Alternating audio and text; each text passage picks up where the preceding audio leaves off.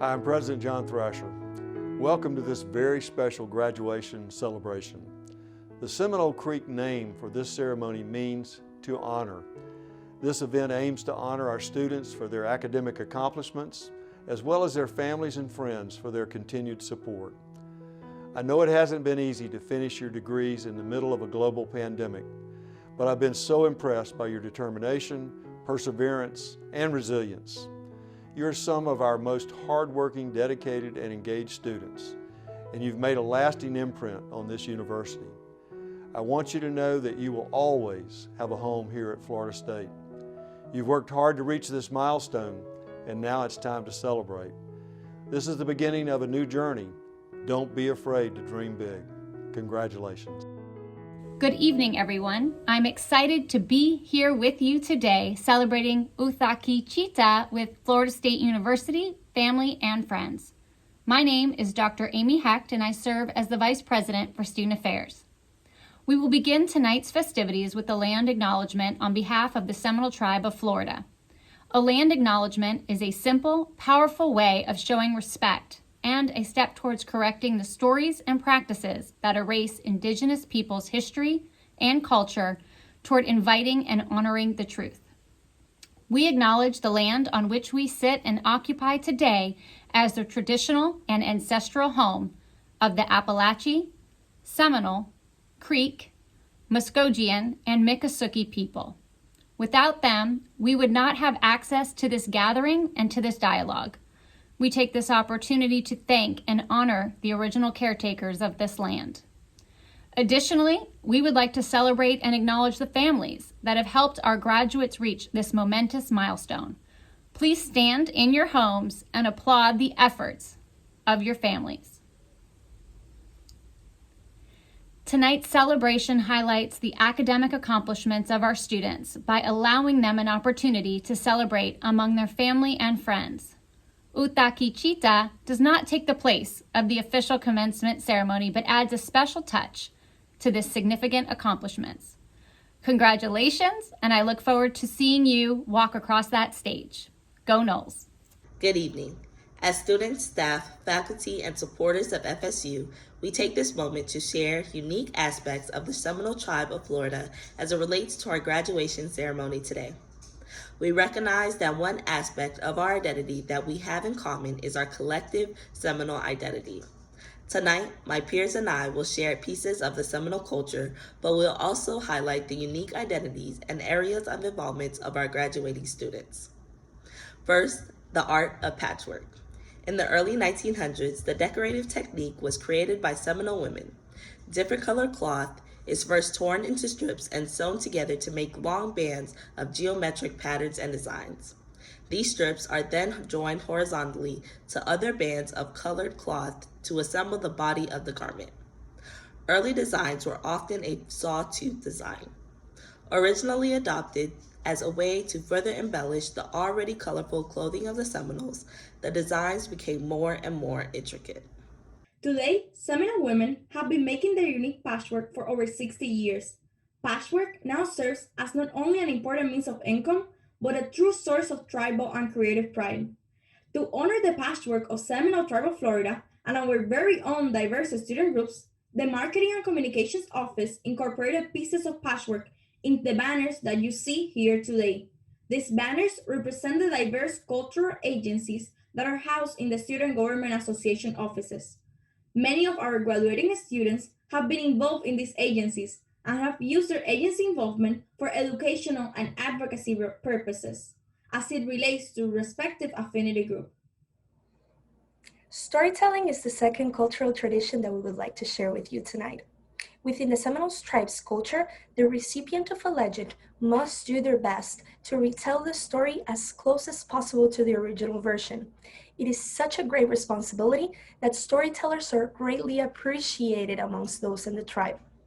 Rather than solely using a written language to document their history, Seminole people simply relied on their verbal language to share their history, customs, rituals, and legends through vivid narratives. These powerful tales, often told by tribal elders to younger generations, not only related their tribal history, but to preserve their culture. During our ceremony today, we will hear from wonderful individuals who will share their stories. While they share their personal stories, we ask for you to reflect on your own story and the stories of those before you. What is your story? How will you keep these stories going over time? Now that we have shared a few traditions of the Seminole Tribe of Florida, we also want to highlight some of our very own culture. Tonight, we have 200 graduating students in our audience. While we share a collective Seminole identity, each of you carries your own unique identity. We have members from the Student Government Association agencies that are present today, which include the Black Student Union, Asian American Student Union, Women's Student Union, Hispanic Latinx Student Union, Pride Student Union, and the Veterans Student Union. We have students who utilize their time at FSU to serve the community through organizations such as Peace Jam Southeast, Service Scholars, Community Outreach, and Florida State Alternative Spring Breaks. We have students that have excelled in the area of leadership, including care ambassadors, orientation leaders, and university housing resident assistants. These are just a few of the areas of engagement that our students represent. As you can see, there is a rich diversity among the students that are present tonight. We take this moment to share that not only do we value all that you have done at Florida State University, but we value you. So as we leave here today, we encourage you all to think about the importance of your very own cultural traditions and how they impact your daily lives, just as the culture of the Seminole Tribe of Florida impacts our lives as Florida State community. Thank you and congratulations. Congratulations to all of the graduates, their families, friends, and loved ones who helped them reach this important milestone. Momentous achievements such as graduating from college, despite being in large part an individual journey, are never undertaken alone. They are the result of collective work, whether that labor be economic or emotional. When I was a high school senior, I made no plans to apply to college. Attending college seemed like something that rich kids did. It wasn't something that the child of humble working class parents did. I was lucky. 2 incredible teachers pushed me to apply. And thus, I took summer courses at a junior college and started that fall at California State University, Los Angeles. I worked while studying, and thanks to mentoring by kind professors, I eventually earned my MA and PhD from the University of California at Los Angeles. It was a long journey filled of many trying situations. And while I'd like to think that I did it by myself, that's untrue. My loving parents, grandmother, aunts, uncles, and cousins, and supportive professors, grad school cohorts, friends, and members of the neighborhood all helped in different measures. They were my personal cheerleaders, perhaps prouder of my achievements than I was. Thinking back, I also let down some of those friends. During my first year in grad school, at a local mall, I ran into a friend I had known since first grade. After exchanging pleasantries, she asked what I was doing, and I proudly responded, "I'm a grad student. I'm getting a PhD." And she responded, "Oh, you were always so smart. I thought you would do something with your life, like be a lawyer or doctor." I was shattered, but I also learned that it was important not to rely on external affirmation, and certainly not from someone who I had not seen in years. While in college, I taught English as a second language at a middle school located in what was becoming the intersectional point of Koreatown and Little San Salvador. If truth be told, I learned more from those children than they ever did from me. Seeing students come to school hungry, many from homes where parents worked 2 jobs, leaving children to literally care for themselves, and watching how society's precious people, children, were ground down by the circumstances in which they lived, made me deeply aware of my own privileges. I grew up poor, in a strict home, but I never went hungry. Then and there, I decided that I would always try to help people wherever and whenever I could. In my last year of writing my dissertation, I taught a course at a local junior college. The students were some of the best I've ever had the privilege of teaching. I shared with them that I had accepted a job at Florida State and that I would be leaving Los Angeles not long after the course ended. At the end of the class, one student walked to me, looked me in the eyes and said, "Don't forget to represent." That has always stayed with me. The question of what it means to represent is one with which I have wrestled. For a first-generation college graduate, for a Black, Indigenous person of color, for a member of a systematically marginalized group graduated from college, what does it mean to represent?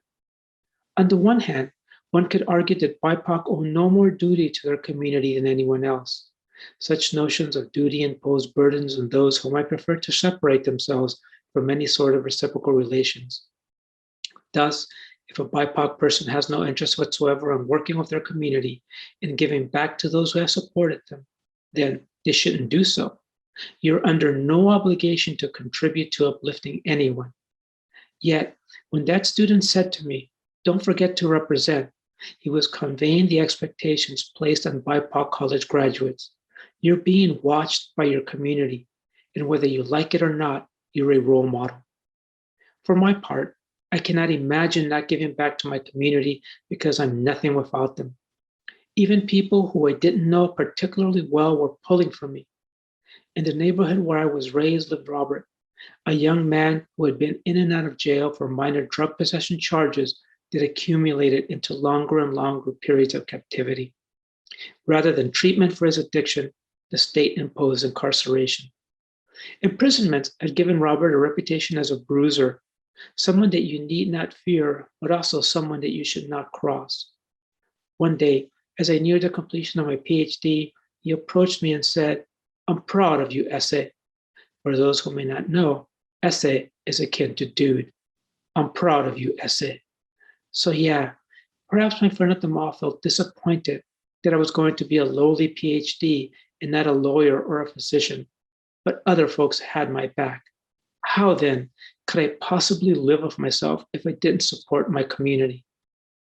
The world exists today in a state of crisis.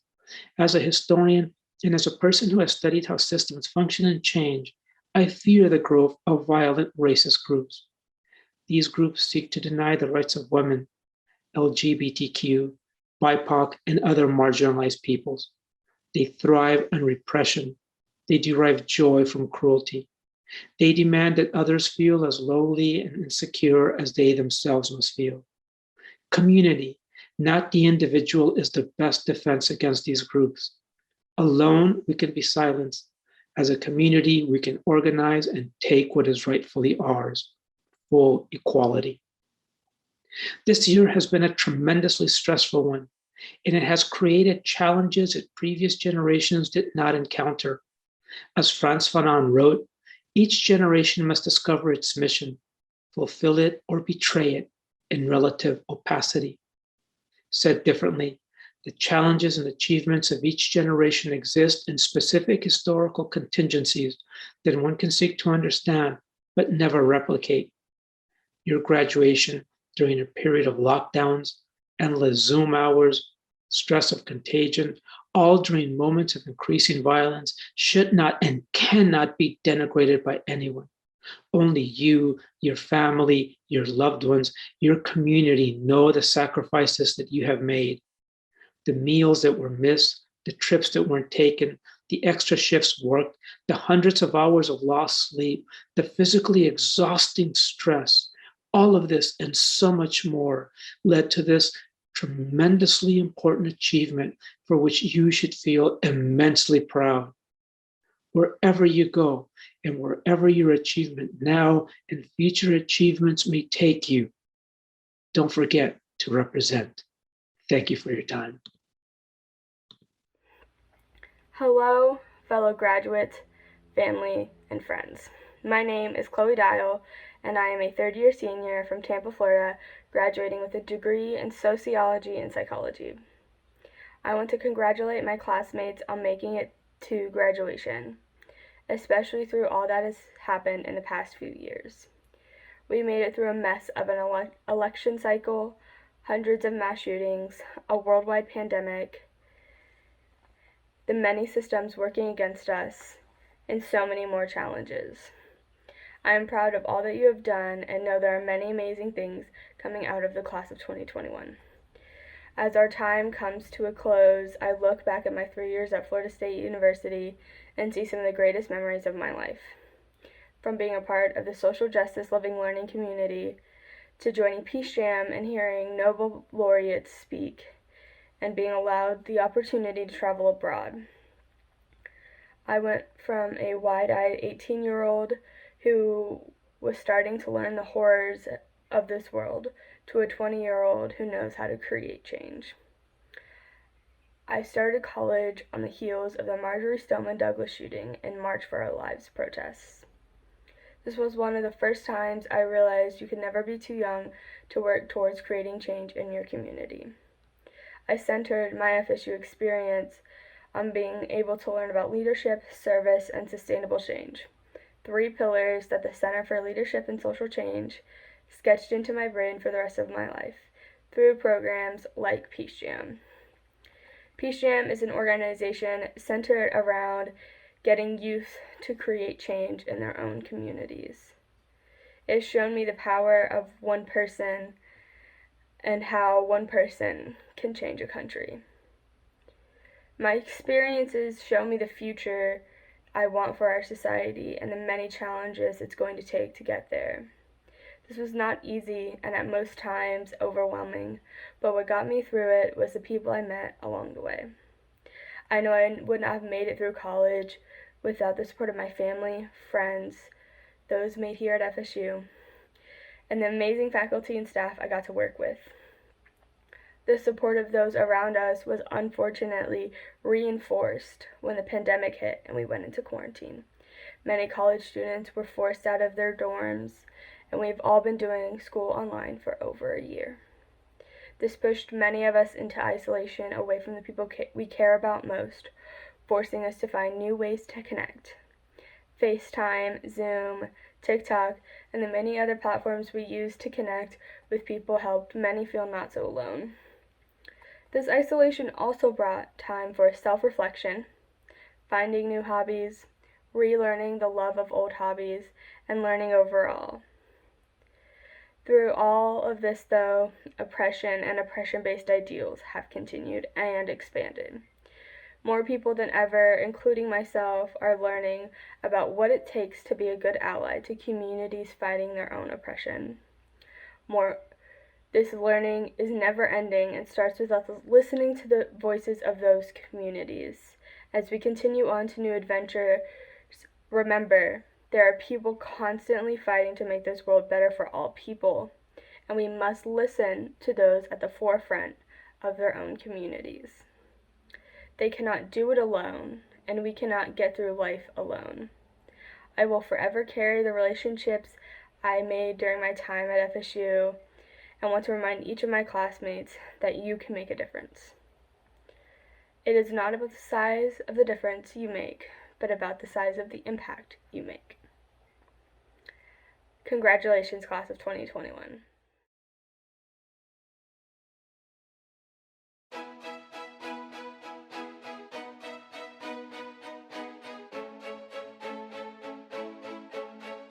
Lucas Almeida.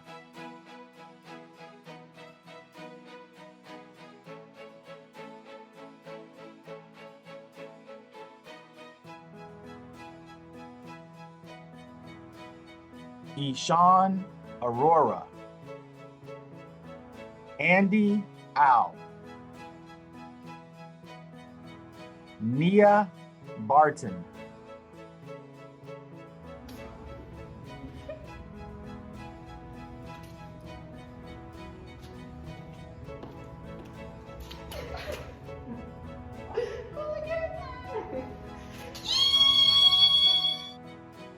Shandika Basdio. Samaya Burhan. Erica Brooks. Mia Carter. Stanley Caston. Kiana Clunis. Brittany Collins. Amina Cordova.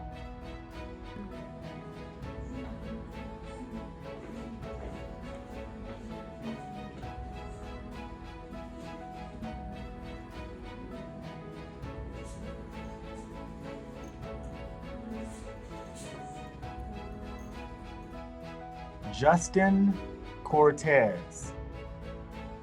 Vanessa DeSimone. Brenda Dorville. Bridget Degnan.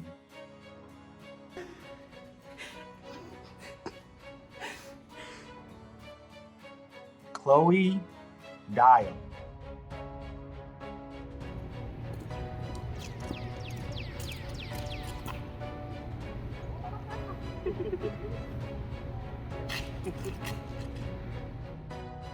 Javon Eaton.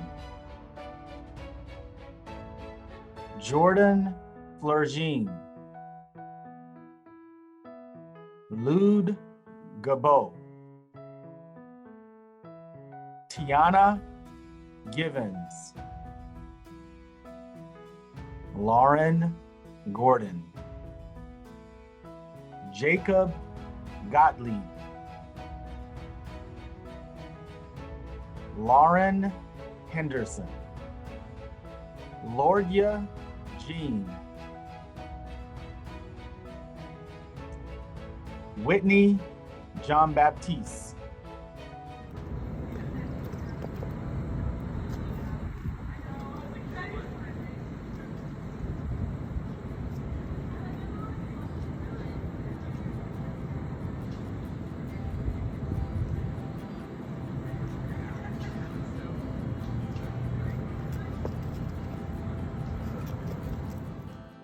Harley Johnson.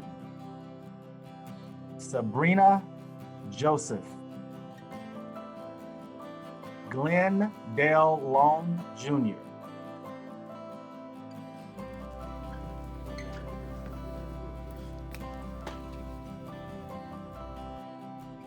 Isabella Matarita.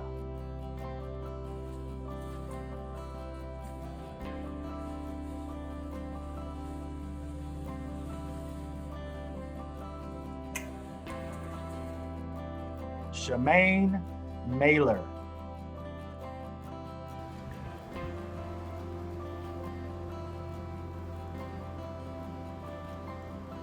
Maggie Ng. Lisa Nguyen. Hassana O'Connor. Nyla Owens. Tony Pandolfo. Samuel Perez.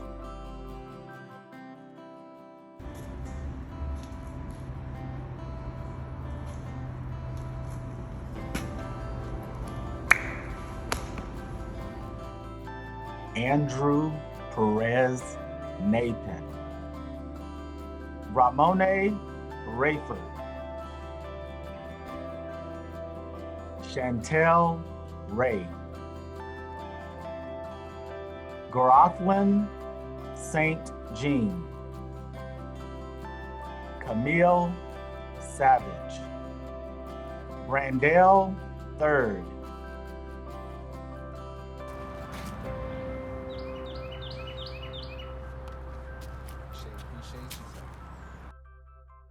Sabrina Torres.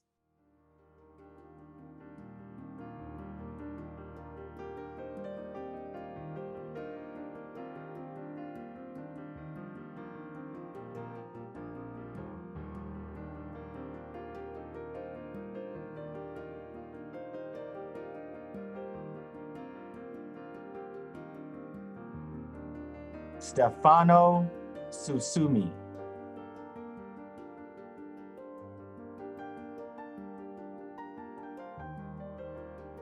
Ismerelda Valmer.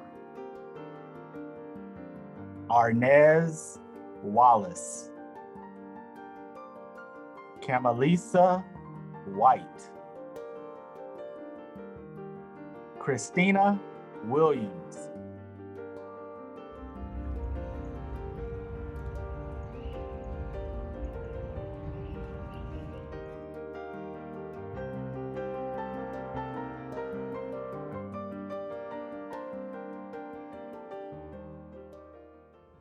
Thank you, and greetings.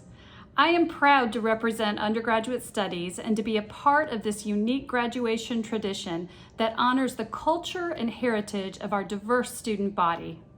First, I want to extend a heartfelt congratulations to you all. Your presence here today demonstrates to all the world that you are smart, steadfast, and determined. You have assumed leadership roles, undertaken complex research projects, and involved yourselves in worthy causes with energy and passion. You have met every challenge and explored skills and abilities that perhaps you didn't even know you had. You may have surprised yourself with your resiliency, a resiliency which was a gift as you navigated your final year at Florida State. Who could have foreseen the past year we have experienced? The fact that you are here graduating is a powerful testament to your inner strength. One of the cruel aspects of the pandemic has been the forced isolation of social distancing. As people, we pull strength from our communities, and that vital resource was denied us this last year. Part of the greatness of this ceremony is that we share it with those who have aided you along the way.